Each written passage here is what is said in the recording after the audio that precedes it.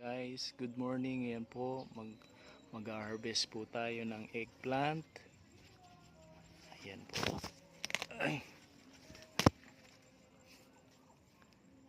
Pamimigay po natin ngayon. Tayo po ay mamimigay upang tayo po ay mag-aani. Kapag ikaw ay nagtanim, meron kang aanihin. Ayan pa po. It's harvest time. Ayan po yung na-harvest po natin. Ipamimigay ko po sa kapitbahay po natin.